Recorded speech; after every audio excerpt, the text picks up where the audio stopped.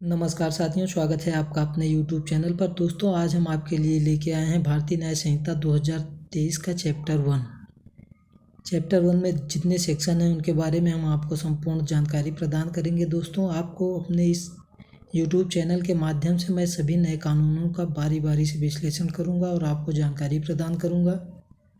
अगर आप चैनल पर नए हैं तो चैनल को सब्सक्राइब कर लें। शुरू करते हैं दोस्तों आज का वीडियो। भारतीय न्याय संहिता 2023, इसका चैप्टर 1 अध्याय 1 जो है दोस्तों, उसमें क्या क्या है।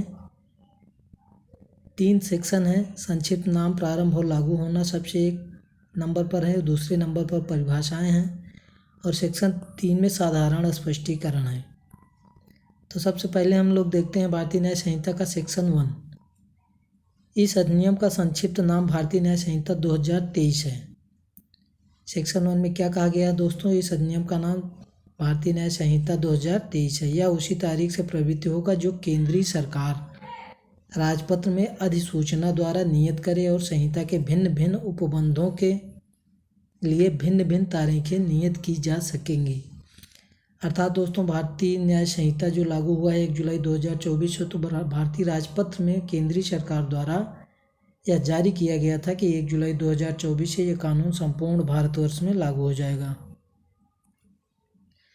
प्रत्येक व्यक्ति इस संहिता के उपबंधों के प्रतिकूल प्रत्येक कार्य या लोप के लिए जिसका वह भारत के भीतर दोषी होगा, इसी संहिता के अधीन दंडनीय होगा, अन्यथा नहीं।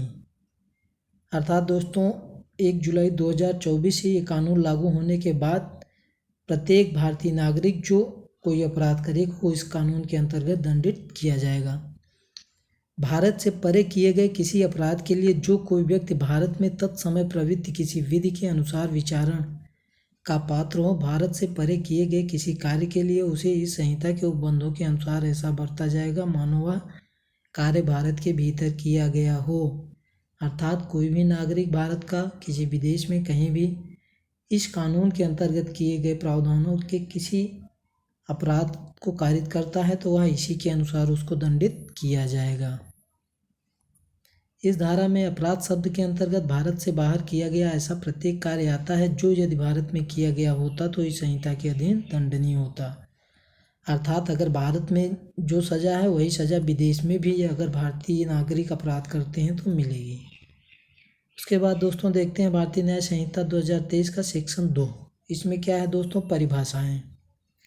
कार्यों की एक आवली का द्योतक उसी प्रकार है जिस प्रकार एक कार्य का। अर्थात इसमें दोस्तों आप समझिए कि जिस प्रकार से कहा गया है नकल के लिए अकल चाहिए, उसी प्रकार से किसी गलत कार्य को करने की इच्छा शक्ति भी जो है उसके दायरे में आती है। जीव जंतु से मानव से भिन्न किसी जीवधारी अभिप्रेत से है। जीव जंतु से क्या है दोस्तों? मानव से भिन्न भी हैं जो जीव जंतु हैं, वो भी उसी में आएंगे। तीसरा है बालक से 18 वर्ष से कम आयु का कोई व्यक्ति अभिप्रेत है।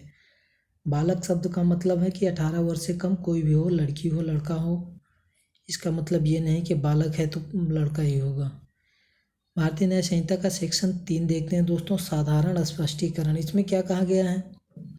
इस संहिता में सर्वोच्च अपराध की प्रत्येक परिभाषा, प्रत्येक दंड उपबंध और प्रत्येक ऐसी परिभाषा या दंड उपबंध का प्रत्येक दृष्टांत साधारण अपवाद शीर्षक वाले अध्याय में अंतर्विष्ट अपवादों के अध्ययन समझा जाएगा, चाहे अपवादों को ऐसी परिभाषा, दंड उपबंध या दृष्टांत में दोहराया न गया हो।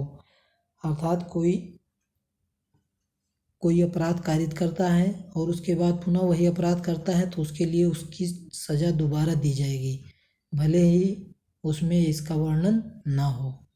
तो दोस्तों, ये था भारतीय न्याय संहिता का अध्याय 1, जिसमें 3 सेक्शन है, सेक्शन 1, सेक्शन 2, सेक्शन 3। इसके बारे में हमने आपको जानकारी दी। अगले वीडियो में हम अध्याय 2 लेके आएंगे, उसके सेक्शनों के बारे में वर्णन किया जाएगा। आप चैनल पर नए हैं तो सब्सक्राइब कर लें। धन्यवाद।